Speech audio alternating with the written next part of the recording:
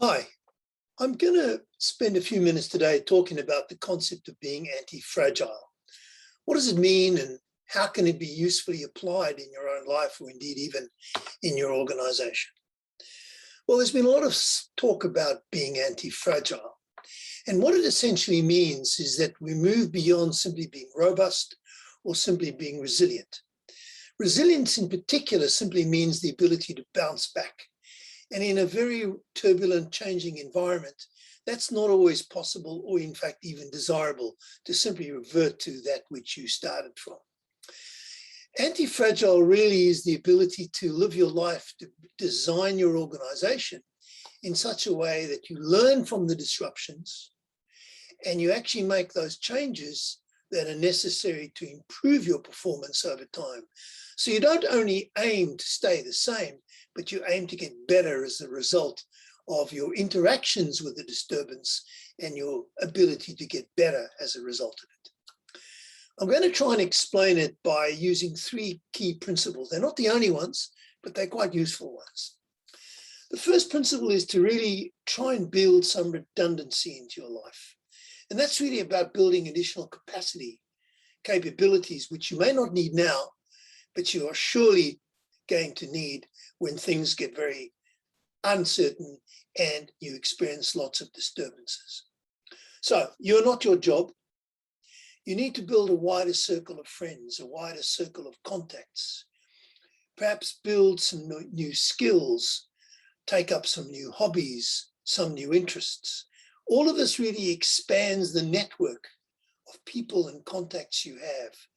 And as a result of that, increases your support network in the event of any disturbances. And this is really about ensuring that should any disruption occur, you're better anchored and you are more capable of drawing on different resources to survive and indeed get better.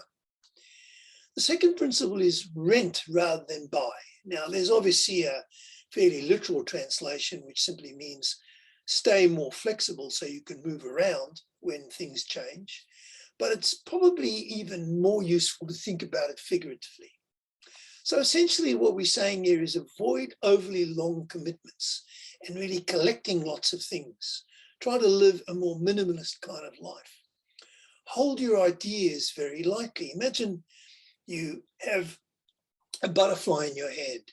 You hold it very, very gently, and when it wishes to fly away, you let it go. And that's the attitude you need to take with your theories, your models, your frameworks, your preferred views of the world, your ideologies. You need to be based around evidence. And, in a sense, as the evidence changes, so you need to be prepared to let that idea go and form a new opinion. Sometimes this can be quite difficult because often the evidence generated by science can be changing, and sometimes scientists aren't really the easiest people to understand. But this is really about building your capacity for adaptation, for changing and recognizing change when circumstances change and behaving accordingly. And the third principle is really about allowing some fuzziness in the relationship between causes and effects in your life. Don't seek to optimize your life in the short term to make it really easy and streamlined. It may sound attractive, but you need to think longer term.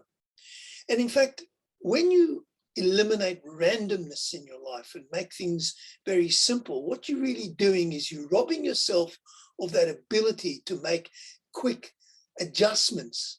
And in fact, when you eliminate randomness in your life, like perhaps trying different restaurants, driving a different way to work, what you're doing is you're starting to build this capability to really respond quite rapidly to unexpected events that occur. So things like scenario thinking, testing multiple ideas without necessarily jumping to conclusions, and accepting different ways of doing things, and recognizing that there really is only one best way or one best answer. This is going to do a lot to build your resilience muscle. So anti-fragile really becomes the new resilience, resilience 2.0, if you like. I'm encouraging you to use it in the way you view the world, use it in the way you run your life and your business. I hope this has been useful. Please feel free to contact me at any time if you're interested in learning more about this concept or applying it in your own situation. Thanks very much.